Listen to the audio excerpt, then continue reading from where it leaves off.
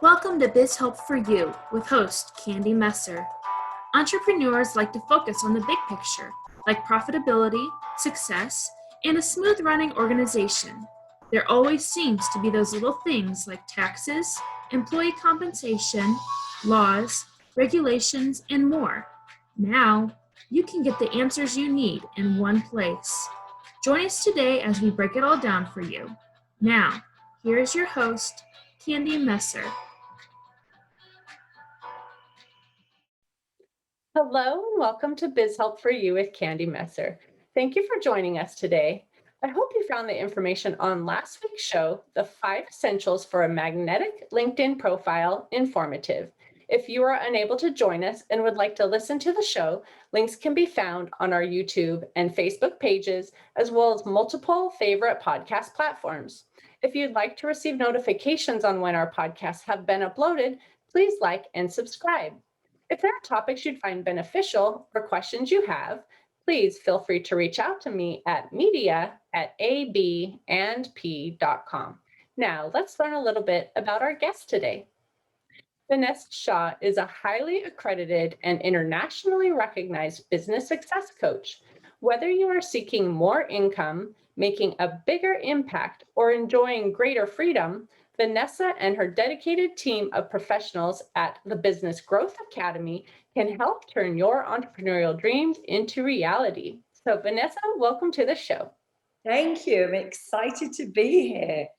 Well, I'm glad to have you. This is going to be a fun topic to talk about. But before we get into the questions that I have prepared for you, I would love for you to just tell me a little bit more about yourself and the businesses that you serve. Thank you. And, croaky voice this morning. I think allergies are kicking in. So I sort of apologize if we've got frogs in throats as well. But I've been in business for myself about coming up nearly 17 years on both sides of the Atlantic. So originally I set up a business in Switzerland, which is where I spent many years living. Wow. And then I was far more in the kind of life coaching that rapidly morphed into executive coaching and leadership development. When I came across the pond, so to speak, set up a brand new business here in Scottsdale, Arizona, which is my home now. And had realized through my journey that my passion is really for small business owners. I know that's an audience as well that you work with, but I love working with the decision makers, small business owners who are passionate about getting their services and their gifts and talents out into the world, but also working with them. We can make a big impact through coaching because, those changes can happen so rapidly. And that's really what we're doing today. Our typical audiences that we work with, already proven concept. They're close to that first 6 figures in revenue, so they've figured a lot of the foundation out. But then in terms of really growing further and really scaling their business and honestly getting themselves out of the weeds of the business, they get stuck. And that's really where kind of our secret sauce comes in, and we can just do some amazing things together. Perfect. Well, it sounds like you're speaking to the right people too. That's my audience. So I'm sure they're going to get some great tips from you today by listening in. So my first question that I wanted to chat about was, I know you're on a mission to help women business owners to create more financial security. So why is this important to you? Thank you for asking. I just think it's such a great question. And a couple of things is I talk about financial security, not necessarily financial empowerment. And for me, there's some distinctions there and similarities, of course. But for me, financial security is personally, for me, I wasn't thinking about it. That's really why this was important. I made a lot of messes over the years when it comes to finance and not looking at the numbers in my own business and not thinking about my salary and my future and investing in my future and really making sure that I was building financial security through how I was running and operating the business, but also thinking about financial security for myself for the future. And honestly, Kenny, you've probably heard this as well, because you obviously get into some of the bones, the meat of people's businesses. I really thought it was a me thing and that there was something wrong with me. And it was, this was something that everybody else had figured out. But when I was more vulnerable and shared some of my own challenges around that, women were coming forward saying, oh my gosh, like you're speaking my language, right? Mhm. This is happening for me. And I've discovered, I mean, it's absolutely rife. And irrespective of the numbers of new businesses that we talk about, you know, women-owned businesses are, you know, opening at incredible numbers. Right. What's not changing Mhm. is the financial side. That's not Mhm. shifting. And, you know, only 2% of women ever cross the seven-figure mark. Mhm. 12% of businesses are going over 100,000 in revenue. Well, 100,000 in revenue, and again, you know that from the bookkeeping and accounting side of things, that doesn't give you a good lifestyle. When you take Mhm. out taxes and expenses and Right. everything else, it's not the ticket to freedom. Uh, Mhm. so we're really on a much bigger mission to, you know, change the conversation that women are having in their minds first and foremost, and change the numbers in the bank accounts. Because I Right. know for a fact that when women are doing better, everybody else does better. Women are Mhm. naturally more philanthropic, naturally more generous, naturally want to pay it forwards. So yes, that's why that's important to us. That's good. Because I do think that there are probably a lot of people who feel it might just be their own problem. Like there were, generation ago or even two generations ago, the women didn't really do a lot with the finance in the family and the husband did. And if the husband passed away, then they were like completely stuck because they hadn't had any experience. But with women having a lot more freedom, I think it's the concept that people have that, oh, well, everyone's kind of got it all together, and so this is just my problem. I don't know what I'm doing. But it is more prevalent than people really think. So like you said, if they just share like this is what I'm going through, I think it's helpful because they can find out you're not the only one and there's some help out there. Absolutely. And then the reality again, and you touch on that, right? Kind of the generational thing. And I often talk about generational programming in my work, right? We don't realize, we kind of come into this thing of business for ourselves and wanting to get, Hmm. kind of, as you say, turn our entrepreneurial dreams into reality. But there's often a lot of baggage that we're Hmm. actually bringing into it at an unconscious level. I'm the first business owner in my family. There are no other entrepreneurs, and certainly on the women's side before me. All the Right. women, all the women in my family, if they brought money in, it was considered supplemental Hmm. income, right? Lifestyle. As you say, the men were taking care of the finances, the men were the providers. And, in fact, in my lineage, it was a whole line of actually stay at home moms. And Hmm. that was kind of that was the career path. So there's a lot of layers that we have to get through and realize that there's new skills to be built, and development of ourselves to run our businesses successfully. Right. And one other thing I was thinking of while you're talking about that too is I think sometimes women feel shame around this and they don't want to share it. But if you're not taught in school, and a lot of times, even if people have a college education, which some who are entrepreneurs don't, and obviously that's perfectly fine, but even those who've had college educations, most of the fields don't teach finance, and so you could become a doctor and have gone through medical school and not have taken any finance classes or things like that too. So there are a lot of people that don't really have the education to support them to be able to handle their finances well. Absolutely. And in fact, again, I come from a different background, right? In Europe, I gave up math at the age of 16. Mm. And by the way, because I had pretty miserable experiences with it, right? You didn't have to, you chose your subjects back then in the day in the UK. At Mhm. 16, you were dropping subjects. So I did the very basics and I scraped through. Mm. The good news is though, is like all these complicated equations and everything, you don't need for business. Right.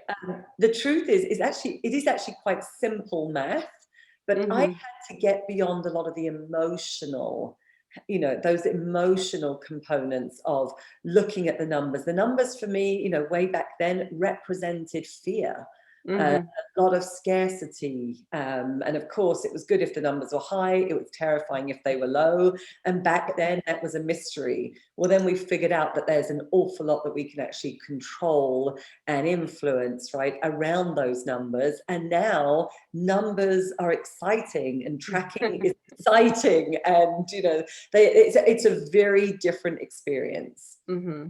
Yep.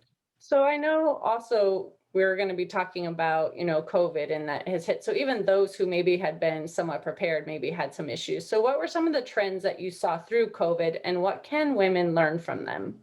I know, gosh, I just was answering this question recently. Somebody else had asked me that, and I said, I think I'm really crossing fingers that we're really entering the post-COVID phase here in Mhm. the States. And I know that, other parts of the world are still feeling like they're in the thick of it and or in very early stages of coming out of it. But there's definitely a shift here in our Mhm. environment. And again, I'm speaking from Arizona where, life is really feeding back to normal, apart from the dreadful heat that we have right now, which is never feels normal.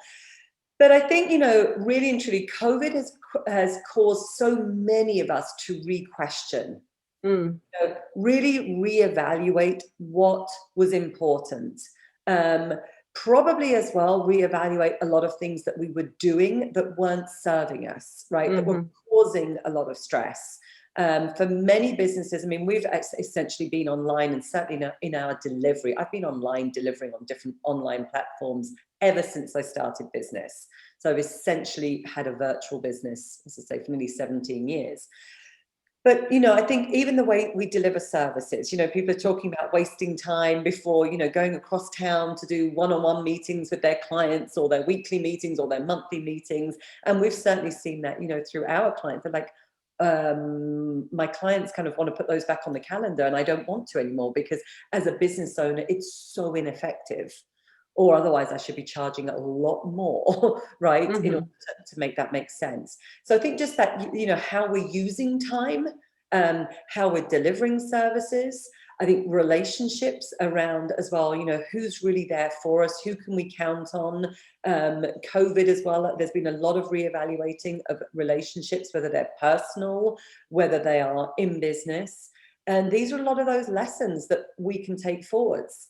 I also know as well, and I have to say, it kind of gives me goosebumps to think about it. When I think about some of the women that I have worked with during COVID, my Mhm. goodness, the way they have stepped up.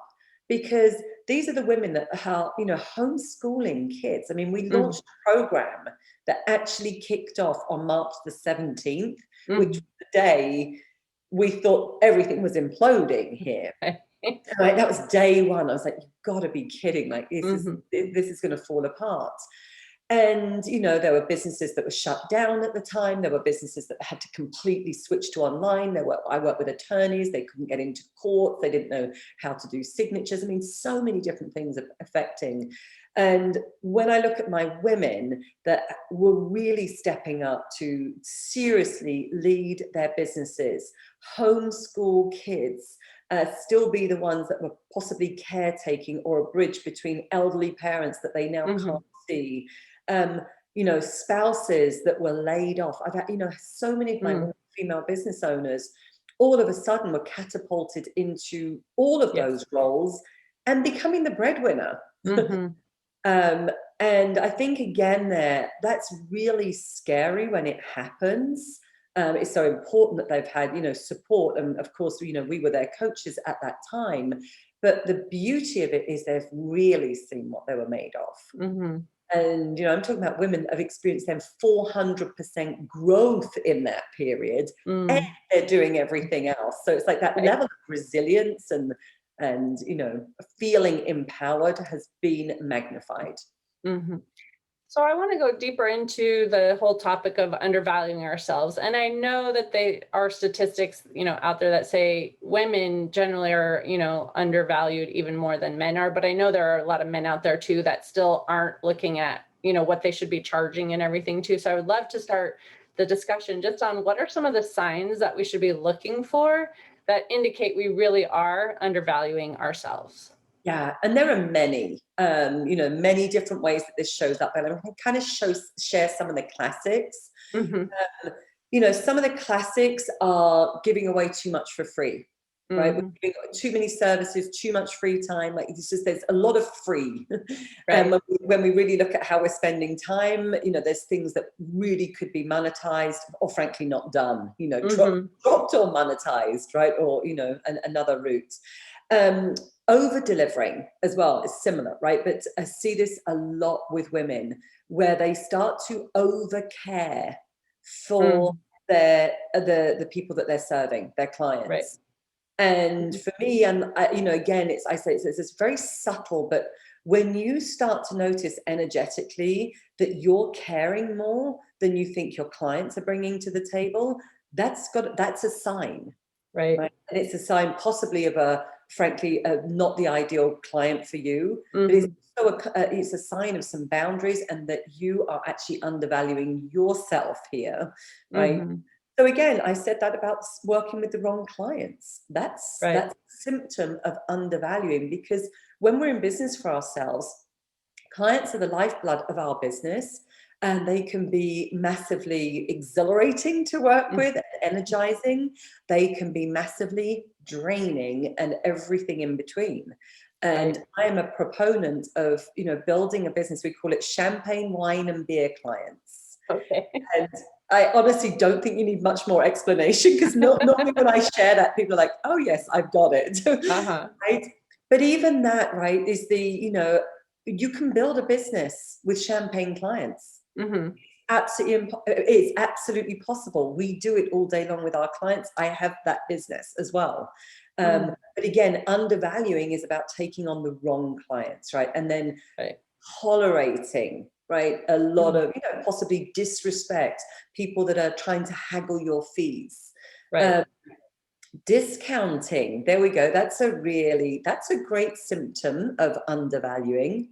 If you are, before somebody's even asked, for a discount or a break, or friends and family rate, or whatever other cheeky thing they might ask for, here you are quickly discounting, your fees. So those are some of the common, I think some of the common ones. Obviously, undercharging. There's often that secret price that you'd really like to secretly be charging, but you're not. Again, that's about you first and foremost, undervaluing yourself, your time, your expertise, and then kind of projecting it onto your clients. And I would say one of the biggest ones is time. That lack of boundaries around time, that everything is kind of seeping through, life and business. And saying yes to too many things that you really should be saying no to. And the classic with women as well is that sense of, you're serving everybody else first, right? It's families, it's clients, it's communities. And, you are constantly bottom of the list. And we reverse that, right? We reverse that. That's an old paradigm. So as I said, there's a lot in there, but I'm sure the listeners are going to hear some things that will resonate. Yeah, from my perspective too, when you were talking, I was thinking there's like two sides to that too. And one side I think is, like you said, we just want to serve, right? We think we're helping our client and, oh, we love this client, they need something else. And yes, it's a little bit beyond the scope, but, shouldn't take too long or, whatever. And so we're taught, we should really be thinking about the other person and serving. So I think that's one side of it. But then the other side, I think too, is some people have that fear, like you said, like if you've got the wrong client, well, you're afraid to not take that client because you need the money or things like that too. And so from my perspective, as you were talking, those were the two thoughts that went through my head. Absolutely. No, and I agree. We've been, kind of like, where does this all come from? So many of us. I mean, and it's completely the wrong paradigm, because it actually doesn't really work. I mean, it works at the A level, but, not the way it needs to for small business. Have been taught that it's all about helping other people first, and that it's selfish, right, and self-serving to take care of ourselves. Yet the irony of that is, hop on a plane and listen to the safety procedures, right? And there's lack of oxygen, and it's all about look after yourself first, so that you can look after other people, right? And this for us as women as well, we've got to pay ourselves first. We have to, because it starts, and I mean, pay ourselves, not only financially, but in time and joy and fulfillment. Because the more we're taking care of ourselves and really looking after ourselves first, the more we can serve others. Mm-hmm. But it starts with us, right? Really valuing what we're bringing to the table. And then from there, we can have a much, much bigger impact in the world. Right. So why do you think then it's so much of a problem for us as women to value ourselves? Again, I know there's, men that have the same problem, but just from statistics I've read, it's generally more the women that just are undervaluing themselves. So what do you think is like that underlying reason? Yeah, I'm not convinced that there's actually one. I think there's typically a whole host of things, right, that Mm, come into play here. Certainly education. I mean, just mm, societally, we've been taught, in a lot of very subtle ways, right? Don't rock the boat, don't speak out, be a good girl, be nice, mm, I mean, something I grew up was all about being ladylike. right. Ladylike. I don't know if that translates in America, but that was, Hmm. in the UK. Don't get too big for your britches. Don't, it's this, and so many of those messages. And then, the it's really okay for men, our male counterparts, to be ambitious, right? That's Hmm. rewarded. Right. Ambition is a desired quality in a male. It is not a desired quality in a female. Hmm. It's often translated into intimidating, Right. domineering, good God forbid, bitchy or whatever, right? These other terms. But as I Hmm. say, that it doesn't translate well. And I think we know that as women, it's kind of like that sort of, be careful to put your head up too high, because it can feel like an unsafe place. Hmm. There is certainly a difference in the way we are wired as Right. well. There is Hmm. definitely a way. I have noticed that, again, for myself, for the women that we work with, when something kind of goes wrong, we tend to internalize like quickly, and we Right. go into this like, we did something wrong. Oh my gosh, it's about me. So we personalize. Our male counterparts tend to project it out, Hmm. something out there, right? Right. So again, like this kind of this difference there of just how we see ourselves, right, and how we're wired. And I always have a funny story. Actually, it's a really great way to illustrate this when we talk about how we see ourselves. As one of my weight loss clients, Hester, in the very, very early days of working, and then we're talking way back when, and she says, how come I've been on, this weight loss journey with you, and I've kind of lost whatever it is, 8 pounds, and I look in the mirror, and yes, I can see the changes, but I'm still kind of looking at myself going, there's a bit here and there's still a bit there, and I've still got some ways to go. And Right. she says, and then my husband, can walk to the same mirror with his kind of belly hanging over his shorts, right? And like, suck it in, pump up his chest and go, wow, dude, you're looking so good today. She says, because that's not exactly what I see in the mirror, but how he Hmm. sees it is so different. So Hmm. yes, I definitely think, as I say, there's a wiring, but there's so much in the environment, of undervaluing ourselves in very, Right. very subtle, permeating ways. Hmm.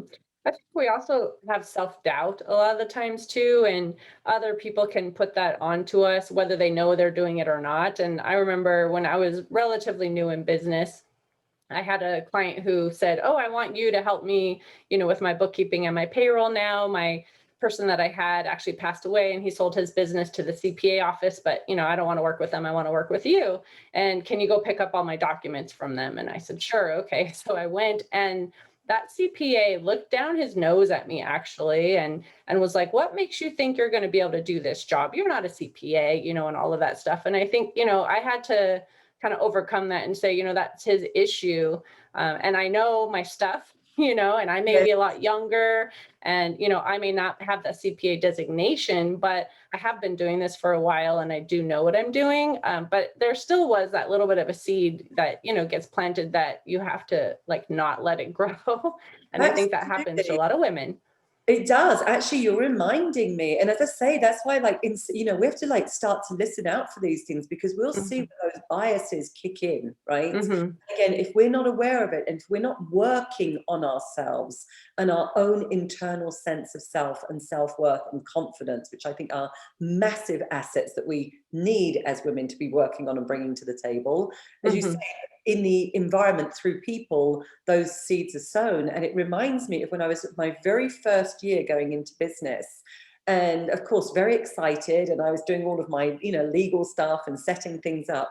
And I needed to get some professional insurance, because back at that time I was doing weight loss, and I used to take women in groups of walking, up mountains in Switzerland, and Okay. I needed some professional insurance. Mhm. And I guess I had to reveal what I thought I was going to be, my projections were for the year. Now, bearing in mind, this is like little part-time business, first Right. year in business. I didn't really have too much of a clue as to how to put together that financial goal, but I kind of, put some numbers together on a piece of paper. It's like, I think I can do that. And the number that I shared was 40,000. So Mm. that would be the equivalent. It was in Swiss francs, but it would translate to 40,000 US dollars. And I remember he put up this piece of paper and he was like, 40,000? Really? Like, that's a lot. You think you're going to do that? Mm. And fortunately at the time, I mean, it was one of those moments. I was like, yes, I do think I'm going to do that. Kind of like I've worked it out. I Mhm. just came out of there and I didn't think much of it until later. I was like, that was your projections, Right. right? Mhm. You projected that onto me, and that was your bias that came into play. Right. And I was just very grateful for that moment of kind of feistiness that I had inside of me. Right. You know, I'd love to go back to him right now and say, "Huh, you should see what I'm doing today." Exactly. Exactly. I think we just have to overcome those. And it's sometimes hard, but don't let someone else's, what they're saying about you, or even if it's not intentional, they may not even be meaning to say something that's going to be that self-doubt planting seed, but we just have to kind of overcome that and have other people we could talk to who's like, no, you're great. You can do it. Absolutely. And I Mhm. think that is really important, right? It's having people that are, Brené Brown, I think, says this beautifully, and I'll, in the arena with you, Mhm. right? Not sitting in the sidelines, Mhm. right? That's why we need to surround ourselves with other business owners. We need to be having these conversations. Of course, I run a coaching company, but I'm a massive advocate for, having really strong coaches and mentors for Mhm. many aspects of our life and business, right? It doesn't Right. just have to be one, but again, people that have got our backs and that will really support us.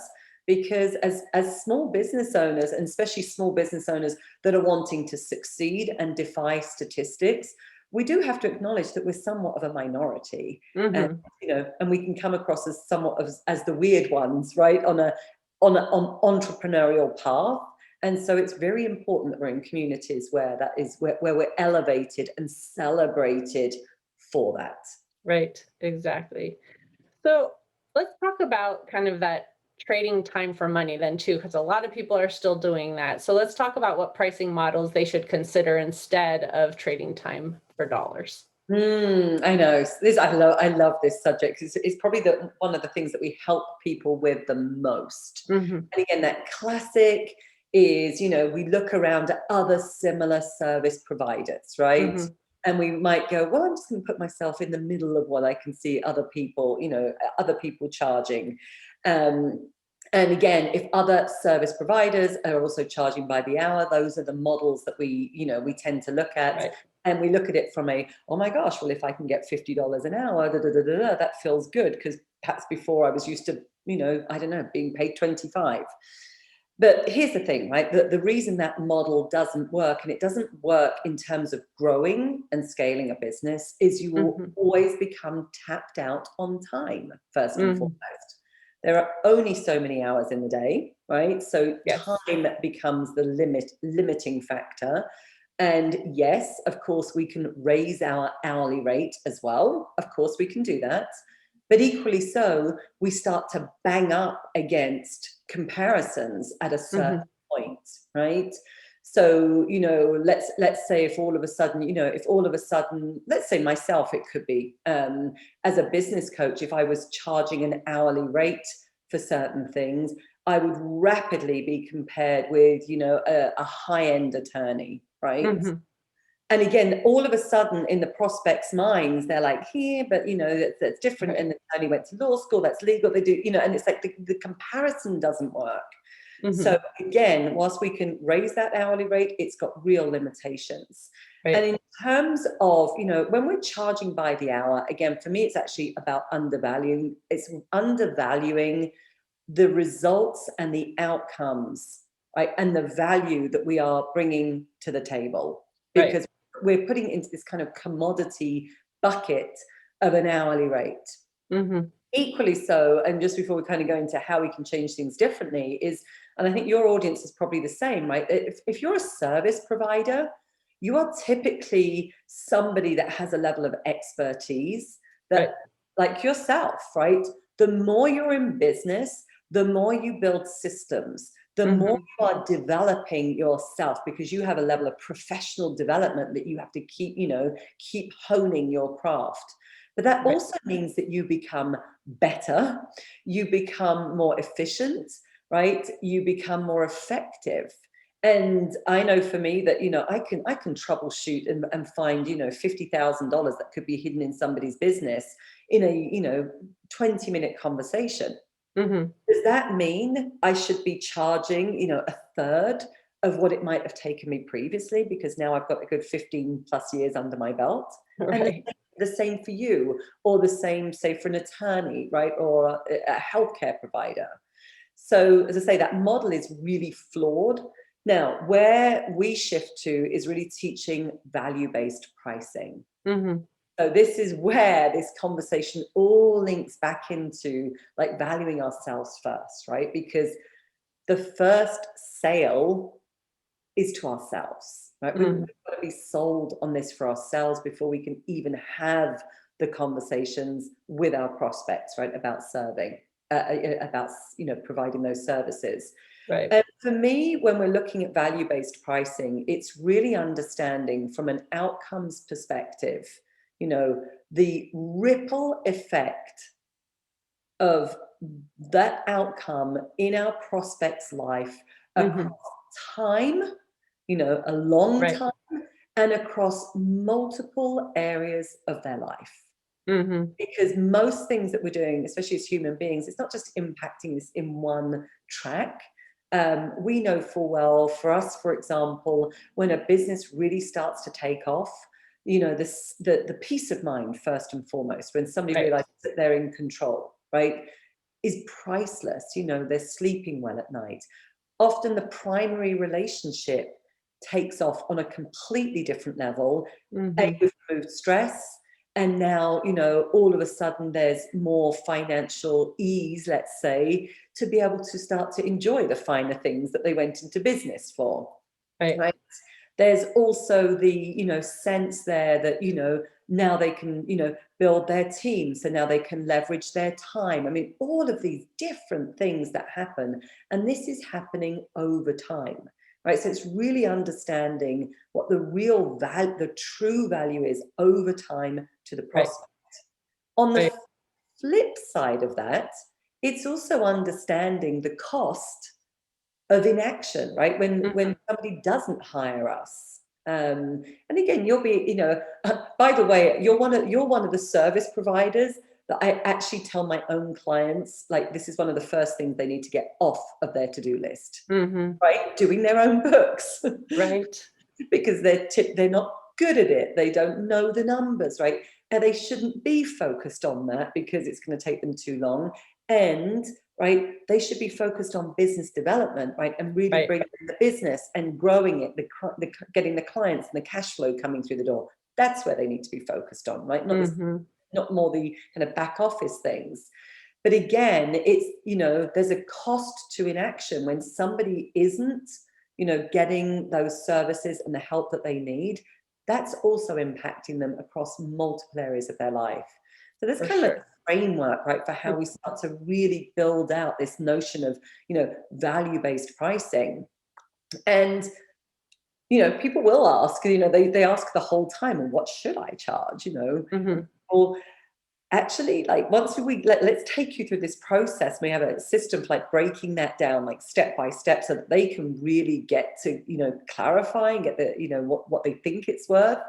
And then the reality is there comes a point where there's kind of a subjective, frankly, that comes into play of the price that they feel often very confident about charging. And then there's the price that they're like, I'd love to charge that, but I really know right now I'm just not solid. Like that Right. sometimes becomes the goal. And I'm like, that's okay. We're going to go with where you feel really solid right now, because, sometimes we have to step it up, a few times and not do these massive leaps. But Right. let's set that goal and we'll get there, right? And we did this with a client recently where, she was, again, I mean, kind of everything that we're talking about today, she's like top of mind, because doing too much for her clients, taking on some of the wrong ones, working way too many hours. And we talked about boundaries and we talked about undervaluing, and she got very, very clear there. And then, of course, it was how it fed into pricing. And, she went from charging whatever it was, I think it was she had like a $4,500 package for whatever she was selling. And again, the secret price was, I really want to be charging 10,000 for this. That's a big leap. Right. But when we went through it, she was like, you know what? I am absolutely, the next one I commit to, Vanessa, it's going at 7,500, which is still a significant, right, leap. And we said, let's make a deal. How many do you think you need to actually sell to really understand that there truly is a value? Because now you've got evidence, right, from the market that people are willing to invest at that level. And she said, I think it's just 3. It wasn't a big number. I said, deal. 3. And then the next one went to 10. Nice. Right. And that, by the way, happened in probably about 40 days. It wasn't Wow. even, but this was not a long, most of our programs are a 100-day program. And that happened, shortly after, once we're in about beginning of month 2. Right. So I know we already talked about one of the mistakes is really just trading that time for dollars, but even if people are considering like the value pricing, often they're still undervaluing that. So what are the mistakes that they're making in terms of their pricing, and what should they do to really get the price where it needs to be? And actually, how do they determine what that value truly is?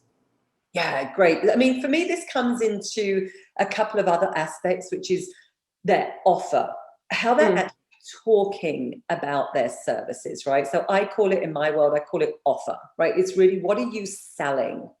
And most times what people end up selling is process, right? And they're kind of, they're not selling the outcomes. They're not selling the results. They're not being bold enough in, frankly, how they are confident that they can really help those prospects that they're having a conversation with, right? They're holding back.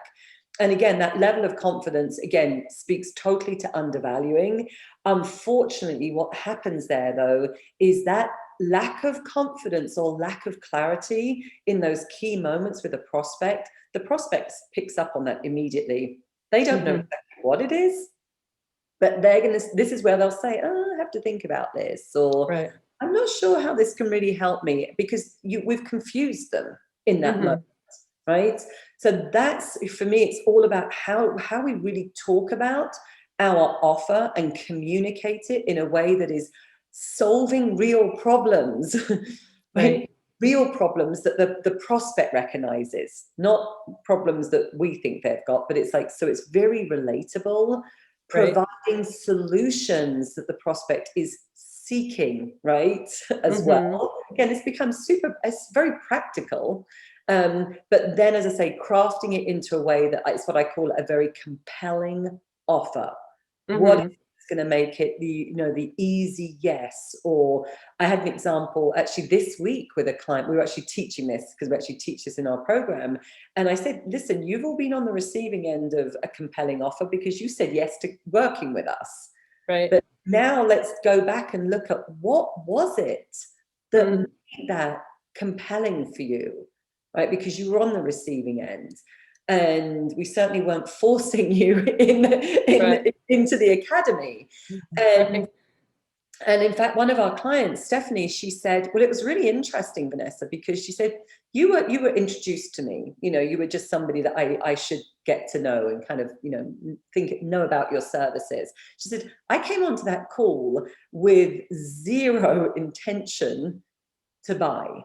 Mm. And I was like, I possibly need Vanessa's help, but it's further down the line. She said, but I got off of that call knowing that I would be doing such a massive disservice to myself and my business if I didn't hire you now. Mm. And I That's said, awesome. right, but that's what makes something compelling, because we've really uncovered the problems. We've really highlighted how we can present, help them get to those, solutions and outcomes, and also with a very kind of bold promise around what we Right. stand for, what the results are going to be. So for me, those are, really some of those mistakes that all lead into pricing, right? Pricing is not just a, okay, I'm just going to do what I'm doing today and put another, dollar sign on it.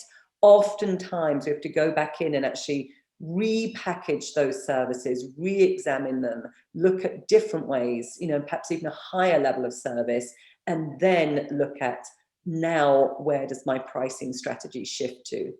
Right. Well, and I know you hinted at this earlier in our conversation, but you have a term you call Goldilocks pricing. So what is that? Yes, right. It's not too hot, not too cold, just right, right? That really is, it really is that, or whatever it was. It was, what was it? Too salty, whatever those things are. But it's really about that sweet spot. And for me, the sweet spot, again, starts with ourselves as the service provider, right? It's that place that I was mentioning earlier where I say, you are really sold on this. You are sold on what you're delivering, how you can help your perfect prospects, and you are really solid now in your value proposition, what it's worth, and the pricing that you would like to charge for it. So that's the kind of the just right. And it feels, it should feel initially, because I say, we probably raise prices for, I would hazard a guess, it's 95% of our clients. It's really very pervasive, and taking them through this process. And by the way, sometimes, there's also, when I even say that, there's a lot of, oh, you don't understand, Vanessa, my market's different, my business is different, my clients wouldn't pay that. All of those, kind of concerns and fears and objections come up. And yet we ultimately get to a place of about 95% of our clients will be raising their fees and their prices. So that just right Goldilocks pricing is the one that feels really you're sold on it, and it feels slightly uncomfortable, right? Because the truth is, it should feel like a little stretch for us as the business owners, because this is a place for us to grow into, right? If it's too easy and it feels so comfortable and everybody's saying yes to it, by the way, that's often a sign that you are underpricing, right? And we've even heard that before from business owners, where they say, well, I've got 100% conversion rate. I'm like, Oh, right. that's a problem. Yes. If you have no no's, something is wrong, right? We have no no's, something is wrong, right? And equally so, again, depending on the services, right? Because of course, we work with a lot of different industries, but ultimately, a lot of times, some of the, for the prospects, it's also a stretch for them, right? And here's the good news about that is the more people pay, the more they pay attention, right? We don't take free that seriously. We don't take, low-end offers that seriously, but we start to pay more for something that is really solving a big problem for us, that, we step into it at a different level as well, right? It's like we've made an investment, and now I'm invested in the process as well, right? I'm now invested, and I call this like partnering with our clients, right? It's like if oh, I get it. Now we're locking arms together and we're in this together, right? As Right. opposed to perhaps as a service provider, we feel like we're dragging them along with us at times, right? Or Mm-hmm. sometimes it's the other way as well, frankly. It's the prospects that are knocking at our doors saying, hey, kind of want more here. So for me, that's that sweet spot, that Goldilocks, where there's that stretch in the middle, it's not too hot, right? That it's going to be overwhelming for us and for them. It's not too cold that it's like frankly, either an easy yes, Right. or even worse, that the perception of you is that you're no good, Mm. right? Because you're Mm. charging, there's a perception in this world around, about pricing that you get what you pay for. And that is very Right. prevalent. So Mm-hmm. that's that Goldilocks sweet spot in the middle. Perfect. Well, I know we're coming close to the end of the time that we have for the show today. Do you have any last tips or, any last story or anything that I didn't get the chance to have you cover that you wanted to share? Gosh, so many. I mean, I do think, we covered a lot of ground today, right?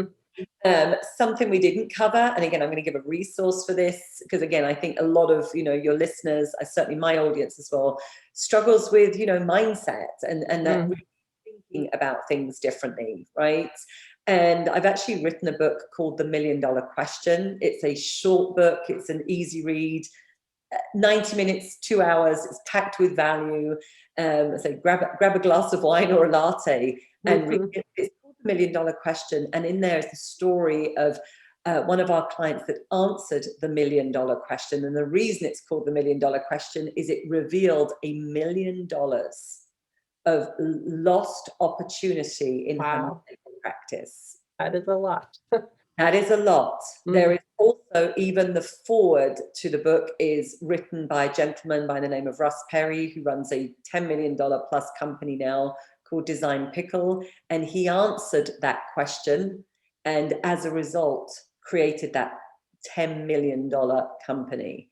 Wow. Now, a lot of our business owners, right, a smaller scale than that, but I can promise you that if they answer that really, really honestly, they are going to free up energy, they're going to free up time, they're going to free up creativity, a lot of hidden opportunity through answering that one question called the $1 Million Question. So Wow.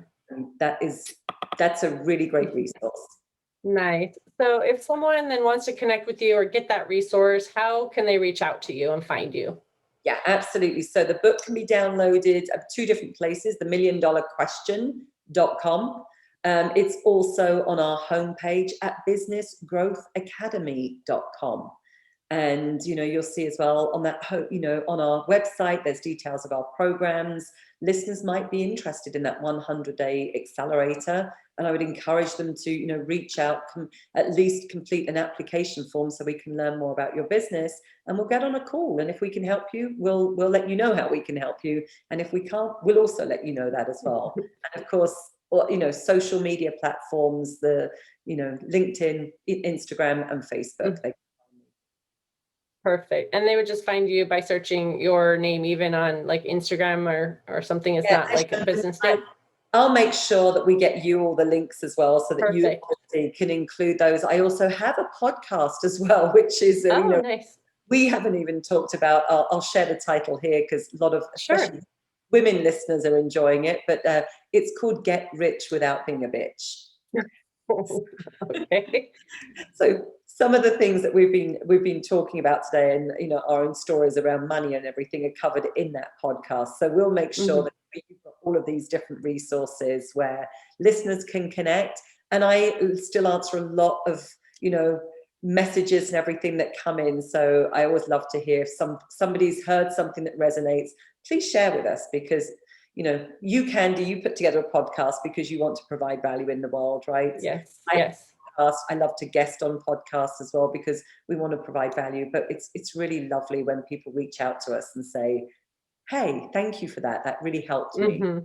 Yeah, that's true. I just love to hear when someone has said, "Oh, I found that really helpful," because that's why I do this too. Is I want to help the business owners be successful, and obviously, it's not just in my area of expertise. I bring in a lot of different people, but it's all of these different things that help an entrepreneur be successful, and that's why I want to share it. So I'm thankful that you could actually be a guest on my show today. Absolutely. No, thank you for the conversation. It was a lot of fun. And I do want to also thank the listener. Thank you for tuning in to listen to this topic today. And I hope you found it interesting and it answered some questions about why we undervalue ourselves and how to think about pricing. If you have any additional questions or comments, be sure to reach out to Vanessa at any of the links that she shared, or send us a message at media@abandp.com. And would you please share our show information with those you know? I'd really appreciate your support. I hope you can join us for next week's topic, the 5 F's of franchising. And please remember, you can connect with us on Twitter, Facebook, and LinkedIn. And my website is abandp.com. And remember, you can find the podcast also posted on multiple podcast platforms, including iHeartRadio and Spotify. Until next time, have a great week. Thank you for listening to Biz Help for You. Please join your host, Candy Messer, again next Tuesday. Have a terrific week.